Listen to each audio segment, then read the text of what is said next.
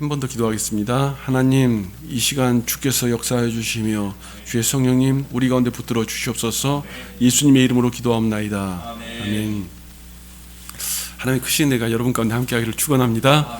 이 우박에 대한 이야기를 계속해서 이어가고 있습니다. 우박에 이 엄청난 상황이 벌어지니까 바로가 정말 충격을 받은 거예요. 이 충격을 받으니까 정말 안 할 만한 말을 갑자기 하죠. 굉장히 신실한 듯한 표현을 합니다. 여호와는 의로우시고 나와 나의 백성은 악하도다, 이렇게 이야기를 하죠. 그런데 문제가 하나 있습니다. 이 말 속에 문제가 하나 있어요. 사실 우리가 기독교에 대해 이야기하고 또한 어느 순간순간들 가운데 이야기할 때 보면 굉장히 신앙 고백을 멋있게 잘하는 사람들이 있습니다. 어쩌면 이렇게 말하는 거죠. 여호와는 의로우시고 나는 악합니다. 이 말은 굉장히 괜찮은 말이잖아요. 그리고 와, 저 사람이 변화됐나 보다 라고 생각이 되는 말이잖아요. 목사로 살면서 저도 많이 속습니다. 성도들이 그런 얘기할 때 많이 속습니다. 그런데 왜 이걸 속았다고 이야기하냐면 바로가 그 앞에 전제가 되어 있는 부분이 있어요. 뭐라고 말하냐면 그들에게 이르되 이번은 내가 범죄하였도다, 이렇게 얘기하는 거죠. 이번 내가 범죄하였노라. 뭐예요? 이번 건은 내가 잘못했어. 우리 부부싸움 하다가도 그런 일들 있잖아요. 아, 그래, 이거는 내가 잘못했어. 그래, 네 하나님 정말 의롭고 괜찮다, 이렇게 표현하는 거죠. 물론 그것도 안 하는 사람도 문제가 있지만 그 싸움이 나고 다툼이 나면 이거는 내가 잘못했어. 그래, 예. 근데 지금 사실은 바로가 그렇게 이야기하는 거예요. 여러분, 우리가 생각할 때 우리가 이것만 잘못했습니까? 아니잖아요. 실은요, 여러분, 회개라고 하는 부분은 그 전적인 회개라고 말하는 거예요. 그러니까 내가 진짜 망할 것 같은 인간이구나. 나를 보니까, 내 속을 보니까 내가 신앙이 있다고 막 하고 갔는데, 은혜 받았다고 하고 갔는데, 내가 돌아와서 내 꼴을 봤더니 와, 진짜 내가 망한 인생이구나. 이걸 깨달았다면 여러분 감사하시길 바랍니다. 이게 깨달아졌다면 감사할 수 있어야 돼요. 근데 회개가 안 된 사람들은 어떻게 말하냐면 이건 내가 잘못했어, 이런 수준에서 이야기하는 거예요. 회개가 안 된 사람들의 특징적인 모습입니다. 그래, 나 이건 잘못했어. 이거 바꾸면 되지. 그럼 뭘 바꾸면 될까? 뭘 바꾸면 될까라고 이야기하는 거예요. 여러분, 뭘 바꾸면 돼요? 다 바꿔야죠. 사실 회개는요, 전적으로 바꾸는 거예요. 전적으로 이거 내가 생각하는 것 자체가 이게 망한 거구나 라고 생각이 들어야 정상인 거예요. 여러분, 제가 언젠가 그 어린이 주일 때 제가 설교했던 설교 제목처럼 후회에 대한 이야기를 했던 것처럼 항상 후회라는 건 내가 지금은 후회가 되지만 당시에는 완벽한 선택이었단 말이에요. 그 당시에는 완벽한 선택이었는데 시간이 흐르고 후회가 된 거예요. 그런데 여러분, 거기에 더 놀라운 게 뭔지 아십니까?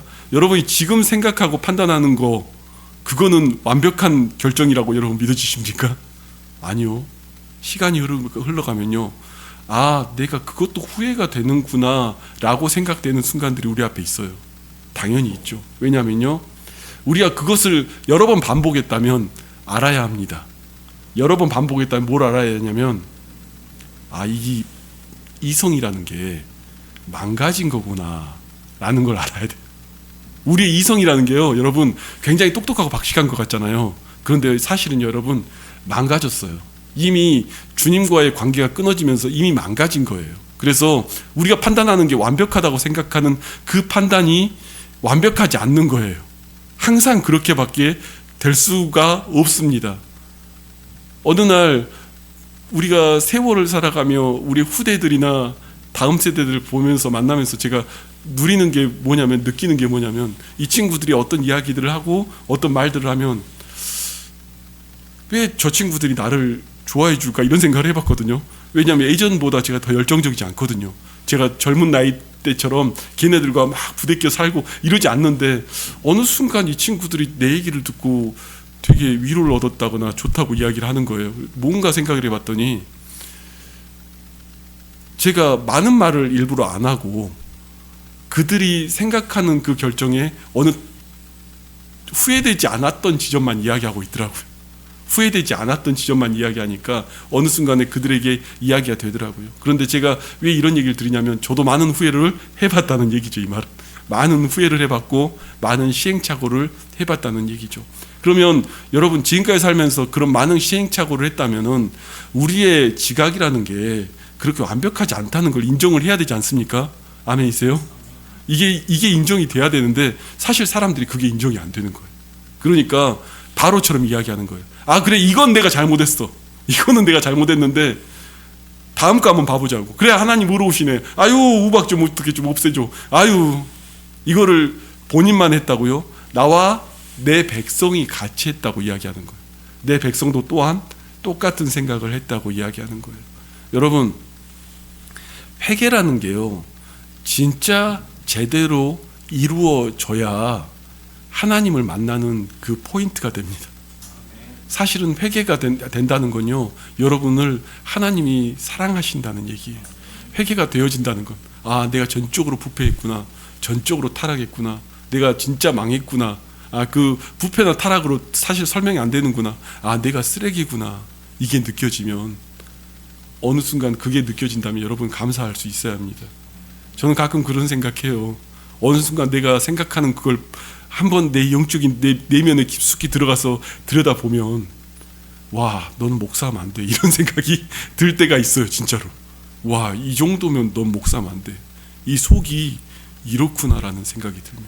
그런데 여러분 그것들이 우리를 장악하고 무너뜨릴 때가 있어요. 그리고 그 안에서 우리가 판단하고 생각을 하는 거잖아요. 이 안에서 여러분 우리가 망했다는 것을 인정이 되고 바라봐야 합니다. 그때 바라보면요 여러분한테 놀라운 선물이 하나 있어요. 뭐가 있는 줄 아십니까? 예배라는 선물이 있어요. 누군가가 그런 질문들을 할 때가 있어요. 젊은 친구들 대하다 보니까 이런 질문들을 할 때가 있어요. 예배를 꼭 드려야 됩니까? 나 예배도 빼먹었는데 예배를 꼭 드려야 됩니까? 이렇게 물어보는 거예요. 여러분 예수 그리스도께서 피값으로 그 피값이 아니면 우리는 절대 하나님을 만날 수 없는 사람들인 거예요. 우린 전부 다 결코 우리는 하나님을 만날 수 없는 존재들인데 예수의 피값으로 하나님을 만날 수 있는 통로가 연결이 된 거예요. 그 통로에 연결된 유일한 장소가 예배예요. 그것밖에 없는 거예요. 예배 말고는 하나님과 교통하는 그 통로의 장이 없는 거란 말입니다. 기도 말고는 우리가 아버지라 부를 수 있는, 아버지라고 하나님을 부를 수 있는 그 고난이 그것밖에 없는 거예요. 그 외에는 우리에게는 아무런 자격이 없는 거예요. 예배를 드릴 수 있는 자격도, 회개할 자격도, 회개할 것을 찾는 자격도 아무것도 없는 게 우리란 말이에요. 그래서요 성경에 많은 이들이 그 회개를 통하여 바라보는 이들이 나를 벌레라고 이야기하기도 하고요, 바울처럼 탄식만 나오기도 하고요, 그 모습 속에 나아가는 자리에 나아가는 거예요. 여러분 우리가 그럼 난 회개를 해야지, 열심히 해야지 막 이렇게 한다고 회개가 됩니까? 여러분 안 되는 사람이 나오잖아요. 여기 바로란 인물이, 그리고 그 애굽의 사람들, 이 모습들이 나오잖아요. 회개가 안 되는 사람들. 이들이 왜 회개가 안 돼요? 이스라엘 봤더니 되게 조그만 나라고, 자기들은 왕국에 비하면, 이집트의 거대한 왕국에 비하면 초라하고, 내가 뭘 쟤네한테 꿀린 게 뭐가 있다고. 사실 이 정도 지금 이 7번째 재앙까지 맞고 8번째 재앙 뭐 이런 앞에 둔 상황이라면 회개를 해야 될 것 같은데, 이 정도면은 하나님의 위력을 충분히 알았을 것 같은데 왜 안 되냐면요, 생각보다 똑똑하거든요. 생각보다 내가 똑똑하다는 생각을 하고 있거든요. 생각보다 내가 가진 게 많다고 생각을 하고 있거든요. 여러분 어떤 생각하는 줄 아십니까? 31절 32절 한번 보시겠습니다. 한번 같이 읽을까요? 시작. 그때 보리는 이삭이 나왔고 삼은 꽃이 피었으므로 삼과 보리가 상하였으나 그러나 밀과 쌀보리는 자라지 아니한 고로 상하지 아니하였더라. 보세요, 무슨 얘기냐면요, 우박을 맞아가지고 다 날아갔어요. 날아갔는데 삼과 보리는 상했는데 밀과 쌀보리가 아직 안 자라가지고 우박을 덜 맞은 거예요. 그러니까 살 수 있다는 생각이 드니까 다시 완악해지는 거예요. 여러분 그 정도 맞으면 회개할 거라고 생각되어지는데요, 사람은요 살 것 같잖아요. 또 돌아가 보니까 먹고 살 게 있잖아요. 또 돌아가 보니까 우리가 좀 뭔가 될 게 있잖아요. 그러니까 회개 안 하는 거예요. 그리고 방법 찾는 거예요. 거기서 그래, 우리가 살 방법을 한번 찾아보자. 인간은 똑똑해. 인간은 천재적이야. 어떤 방식에도 살 방법이 있어 라고 생각을 하는 거예요. 그래서 바벨탑을 쌓는 거예요. 사실은 인간이 그래서 바벨탑을 쌓는 거예요. 하나님보다 그 높은 자리에 설 수 있다라는 그 일념의 조그만 한 가지, 어쩌면 볼이라는 그 하나 살 수 있는 공간 조금 남겨놓은 건데, 그거 있으니까 하나님한테 대항하는 거예요. 이게 인간의 모습이에요. 우리는 많은 걱정거리와 고민거리 앞에서 이제 그 문제 앞에 겹치면 정말 죽었구나 하는 순간들이 사실 우리는 살면서 다 겪어봅니다. 목사로 사니까요. 제 아내도 뒤에 있지만 많이 겪어요. 이 정도면 우리 망했구나, 끝났다, 이런 순간들이 있죠. 그런데 그 순간 앞에서도요, 사실은 기도하며 하나님의 방법을 찾을 때 하나님의 방식이 보이는 거지, 그냥 가면 이거 끝났다라고 생각되는 그 순간 앞에 놓이는 거예요. 그런데 만약에 살 수 있는 조그만 어디 대출을 받아서 어디서 메꿀 수 있는 방법이 뭐가 있다 그랬으면 거기서 뭔가 방법을 찾아보려고 했겠죠. 저도 그렇더라고요. 안 되더라고요. 머리를 쓰더라고요. 그 상황 앞에서 살 방법을 찾더라고요. 여러분, 살 방법이 없다고 느껴지는 순간에는요, 기도하셔야 됩니다. 저기 쌀볼이 좀 남았다고 기도 안 할 겁니까? 쌀볼이 좀 남았으니까 먹고 살 수는 있으니까 예배 안 드릴 겁니까? 그걸 지금 바로의 모습에서 이야기하는 거예요. 그것까지 쳐서라도 하나님은 철저하게 우리가 회개하기를 원하시는 거예요. 회개케 되기를 원하시는 거예요. 우리는 얼마나 미련하고 멍청하게 보입니까? 이 바로가. 그런데요, 이 모습이 우리들이 회개 안 하는 모습과 비슷해요. 세상의 이방 사람들이 살아가는 방식은 이 방법을 찾는 거예요. 회개의 영이 임해야 회개가 됩니다. 회개의 영이 우리한테 임해야 회개가 되는 거지, 인간의 머리로 계속해서 살아가는 사람은요, 회개하지 않습니다. 여러분이 정말 그 정도로 망하지 않았는데 회개하는 마음이 내 심령에 들고 어느 날 집에 돌아가서 나를 돌아봤는데 쓰레기구나 이 생각이 들면 여러분 감사할 수 있길 바랍니다. 나 하나님 아니면 방법이 없네요. 내가 하나님 아니면 방법이 없네요. 나 하나님 아니면 찾을 수가 없네요. 제가 예전에 청소년 사역할 때 이 영상 나가니까 좀 편집을 해야 되나 모르겠어요. 그때 욕을 좀 한다고 해서 하도 우리 그 학생들이 그런 얘기들을 했었어요. 그런데 제가 그 설교 중에 한 부분만 제가 이야기를 좀 드릴까 합니다. 가끔 그런 친구도 있어요. 이제 학생들한테 가르치고 막 은혜 받고, 이 게임 중독자들을 데려다가 그 은혜를 받으니까 이 게임을 버리고요, 그 노원구 지역에서 게임 1, 2, 3위 하는 그 애들 셋이서 나중에 사역자가 됐거든요. 근데 그 당시에 게임 1등, 2등, 3등이에요. 얘네가 그 동네에서. 카오스인가 하는 게임이었는데, 그 게임에 정말 10시간 PC방에 들어가지 않으면 PC방을 안 가는 애들이에요. 10시간을 앉아야지 걔네는 PC방을 가는 그런 애들이에요. 그런데 걔네들이 은혜를 받으니까요, 성경을 10시간을 읽더라고요. 걔네가 은혜를 받으니까 예배를 10시간을 드리더라고요.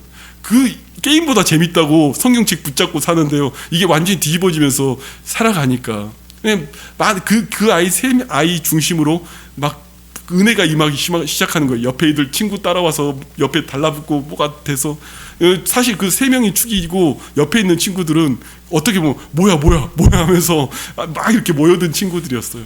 근데 나중에 그 친구들 중에 꼭 그런 친구들 있죠. 내가 은혜 받고 막 매번 예배 찾아오고 그랬는데 어느 날 나 교회 떠나려고 한다는 그런 친구들, 나 다시 세상으로 돌아가려고 한다, 이런 얘기를 하는 친구들. 근데 제가 거기서 그런 설교를 한 적이 있습니다. 이런 병신 같은 것들을 내가 이러면서 설교한 적이 있어요. 왜 그러냐면, 만나 매출하기를 주고 배고프다고 하면 그 만나 매출하가 매번 떨어지고, 정말로 반석을 치면 물이 나오고, 오늘 홍해를 가르시며 불기둥과 구름기둥으로 인도하시며 오늘 인도해 내셨는데 애굽에 그 부추가 먹고 싶다고, 마늘이 먹고 싶다고 돌아간다고, 이런 병신 같은 것들 무슨 다른 단어가 표현이 안 된다고 이러면서 제가 막 설교했던 적이 기억이 나요. 근데 그 마음의 심령을 담아서 이야기하려고 하다 보니까 그게 어떻게 그리울 수가 있냐고. 어떻게 그 세상에서 정말로 노예 생활하면서 형편없이 살아갔으면서 게임에 중독돼가지고 정말 형편없이 살아갔으면서 그것이 어떻게 그리워서 다시 돌아갈 생각을 하냐고. 은혜를 받아서 하나님 앞에 돌아왔던 친구들이 왜 그거를 찾아서 돌아가냐고. 제가 30대에 좀 젊었습니다. 그때 막 그랬던 적이 한 번 있어요. 제가 표현을 달리 못해서 그 아이들이 알아듣는 표현을 하려다 보니까 좀 그 강한 어조들이나 많이 섞여서 이야기하긴 했는데 다른 표현이 안 되더라고요. 어떻게 그 생각을 하고 거기로 돌아갈 생각을 하냐고. 다 돌아왔어요. 그날 설교 듣고 다 돌아오긴 했어요. 예배를 드리고 그 자리에 다 나왔어요. 우리가 하나님 안에서요, 회개가 진정으로 돼야 그 주님의 풍성한 은혜가 우리 안에 임해요. 회개는요, 주님을 만나는 통로가 됩니다. 회개는 주님 앞에 오는 통로가 돼요. 제가 좀 단독 목회다 보니까 예전에 부교육자 때 못했던 이야기들을 제가 설교 때 요즘 가끔 하긴 해요. 그런데 한 가지만 더 이야기하고 제가 마칠게요. 저는 예수를 처음 믿을 때 안 믿는 지경에서 주님께로 돌아왔습니다. 그러다 보니까 어떤 게 있었냐면, 그렇게 오다 보니까 마귀가 나타나서 저한테 이야기하는 거를 들었던 적이 있어요. 그리고 하나님과의 그 영적인 싸움이 진짜로 눈앞에서 벌어진 적이 있어요. 왜냐하면 제가 신앙생활 하는 거를 그렇게 오랫동안 우상 숭배하던 우리 집에서 그 마귀가 무당 삼으려고 저를 붙잡고 이야기를 하는데 그 상황 속에 제가 들어간 적이 있어요. 그래서 제가 하나 굉장히 잘하는 게 하나 있습니다. 무당의 정체에 대해서 굉장히 잘합니다. 제가 무당 중에 정말 무당도 종류가 있어요. 가장 강한 무당은 강신무예요. 그 무당도 제일 그 수준 낮은 무당은 학습무예요. 배워서 무당하는 사람. 그냥 뭐 이렇게 배워가지고 글적글적해서 무당하는 사람. 근데 그것보다 좀 더 센 사람들이 누구냐면 그 세습무예요. 그러니까 대대로 전수받아서 무당된 사람. 그런데 진짜 강한 무당은 누구냐면 강신무예요. 그러니까 신내림 받는다고 그러잖아요. 악신에 들려가지고 점괘를 보는 거라서 그 무시무시합니다. 그 친구들만 작두 타요. 진짜 사슬퍼른 작두를 타요. 그런데 그 강신무들은 그 예수 믿는 사람도 잘합니다. 성령 받은 사람도 잘합니다. 그래서 그 사람들 오면은 점괘 안 나온다고 내보내려고 해요. 왜냐하면 자기의 신이 와야 뭘 일을 하니까. 근데 목회자도 마찬가지. 성령에 강하게 역사하며 충만받는 목회자가 있고요. 그냥 세습받아서 하는 목회자가 있고요. 배워서 하는 목회자가 있어요. 그런데 제가 왜 이 얘기를 드리냐면, 제가 그 무당의 세계에서도 보고 목회자의 세계에서도 보니까 굉장히 강력한 특징이 하나 있습니다. 무당이 사람 정께 맞추고 대단한 것 같잖아요. 어쩔 때 보면. 그리고 악신이 충만한 무당은 정말로 그래 보여요. 무서울 정도로. 그런데 그 무당들이 못 맞추는 영역이 있어요. 그 부분을 이야기해 드리려고 그래요. 무당은 어디까지 맞추냐면요, 이 사람의 과거와 현재까지 맞춰요. 그런데 미래는 못 맞춰요. 그런데 왜 미래를 이야기할까요? 이게 포인트예요. 마귀는 멸망시키고 죽이고 도둑질하는 존재라고 그러잖아요. 성경에 나와 있잖아요. 예수님께서 그렇게 말씀하시잖아요. 마귀는 철저하게 빼앗고 도둑질하고 이 사람을 망하게 만드는 데 목적이 있습니다. 그러니까 저주를 퍼붓는 거예요. 좀 이해가 되십니까? 어떤 식으로 저주를 퍼붓냐면, 어떤 여자가 맨날 유부남만 만난 여자가 있다고 예를 들어보셔요. 근데 왜 만나느냐? 어렸을 때 아버지와의 관계가 굉장히 강압적이었고 무서웠던 거예요, 이 사람은. 그래서 편한 사람을 만나고 싶은 거야. 연하를 만나든 뭐 편한 사람을 만나고 싶은 거지, 막 이렇게 강압적이고 강한 남자를 만나고 싶지 않은 거예요. 그러다 보니까 늘 허허실실하는 유부남이 편한 거야. 뭐 부담 안 주고 이야기하니까. 그러니까 맨날 유부남 만나면 이 여자는 어떻게 되겠어요? 나중에 머리끄댕이 끊기고 뭐 이럴 거 아니에요. 무당이 뭘 하는 줄 아십니까? 너는 그렇게 된다고 이야기를 하는 거예요. 이해가 되십니까? 저주하는 거예요, 사실은. 너는 지금 이렇게 살았으니 오늘 이렇게 살고 오늘 이렇게 사니 너의 미래는 이렇게 된다고 이야기하는 거예요. 사람들이 망하는 그 결론에 대해 이야기를 해주는 거예요. 거기서 그 망하는데 너 굿하고 이러면 여기서 피할 방법을 조금 알려줄게. 이게 무당의 방식이에요. 그걸 좋다고 물어보러 다니는 거예요. 여러분, 하나님의 신에 임한 사람들은요, 뭘 하는 거냐면요, 너 예수 그리스도의 이름으로 명하노니 너의 모든 죄악과 연약함들이 깨어지고 변화될지어다를 선언하는 게 성령의 사람들이 하는 일이에요. 너 안에 하나님의 영이 임하면 이 모든 죄악의 모든 굴레를 벗어버리고 하나님의 자녀로 끌려 나온다. 이걸 선언하는 게 목회자인 거예요. 같은 건데 누구는 축복을 하는 거고 누구는 저주를 하는 거예요. 그런데 제가 놀라운 걸 그때 제일 처음 발견했던 게 뭐냐면요, 죽어야 될 사람이 지금 좀 죽어야 될 사람이 안 죽은 사람들이 가끔 있어요.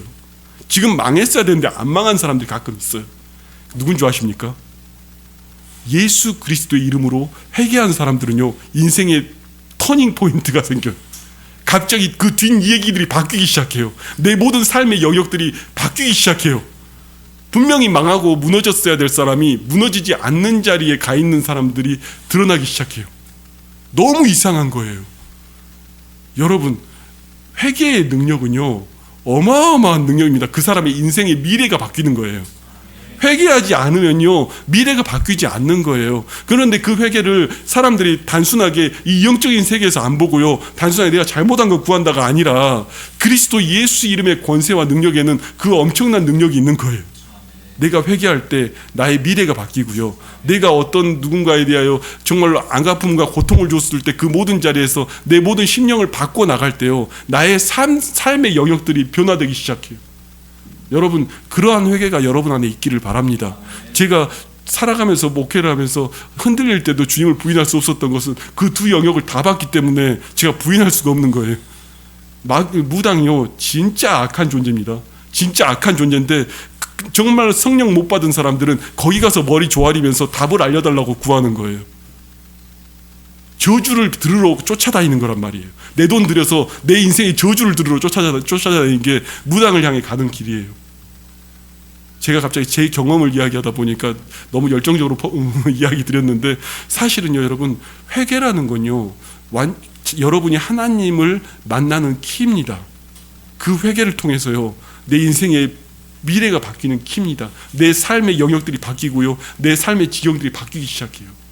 그 은혜가 있기를 바랍니다. 주님 안에는 많은 복들과 은혜들이 우리에게 주어져 있습니다. 그런데 그 복과 은혜를 누리는 비밀은 내 모든 것들이 내가 정말로 안 되는 존재이기에, 나는 화로다, 망했도다, 나는 오직 주 예수 그리스도만이 아니면 살 수가 없다라고 고백드려질 때, 그때에 내 삶의 인생들이 변화되는 거예요. 말씀 한 절만 찾고 제가 마무리하겠습니다. 바울이 고린도 후서 1장 9절에서 10절에서 이렇게 말합니다. 우리는 우리 자신이 사형 선고를 받은 줄 알았으니 이는 우리로 자기를 의지하지 말고 오직 죽은 자를 다시 살리시는 하나님만 의지하게 하심이라. 그가 이같이 큰 사망에서 우리를 건지셨고 또 건지실 것이며 이후에도 건지시기를 그에게 바라노라. 사도 바울이 자기의 신앙 가지고 고백을 하는 거예요. 내가 정말 그 회개한다는 게 어떤 느낌이냐면 사형 선고 받은 것 같대요. 내 똑똑한 거 모든 것 내려놓는 게 마치 사형 선고 받는 것 같대요. 내가 사형 선고 받아서 와, 끝났구나라는 그 모든 고백을 하는 비밀은 뭐냐면 그리스도 예수 안에 있기에 내가 그 고백을 할 수 있다고 이야기하는 거예요. 내가 그리스도 예수께서 이 사망에서 건지실 것을 믿기에 내가 주님 앞에서 이 회개를 하며 나아간다고 얘기하는 거예요. 우리의 어찌 보면 영적인 대가라고 말하는 사도 바울이 이 고백을 했던 거예요. 내가 진짜 주님 앞에 회개한다는 건 이런 거구나. 전 여러분의 인생 속에 그런 회개가 있기를 바랍니다. 저는 교회 안에서 많은 이들에게 어떤 이야기를 전할까, 그것보다 더 중요한 건 한 영혼 한 영혼들이 주님 안에서 그 은혜 가운데 회개할 수 있는 것을 주님이 제게 원하시고 이야기하시는 것 같아요. 여러분, 그 회개가 있기를 바랍니다. 바로가요, 그 모습이 남의 얘기가 아니에요. 우리 얘기예요. 그렇게 얻어 터졌으면서도요, 돌아갈 생각 안 하잖아요. 어떻게 볼이 좀 나니까 좀 살 방법 있으니까 바로 따로 돌아가잖아요. 그러니까 그럼 나중에 얘기가 뭐예요? 백성도 똑같고 바로도 똑같다고 이야기하는 거예요. 다 똑같은 거예요, 그냥. 그게 세상 사람들의 모습인 거예요. 여러분, 주님 안에서 회개를 통해서요, 인생의 길들이 열리는 은혜가 여러분 가운데 있기를 바랍니다. 이 시간 우리 함께 기도하시는데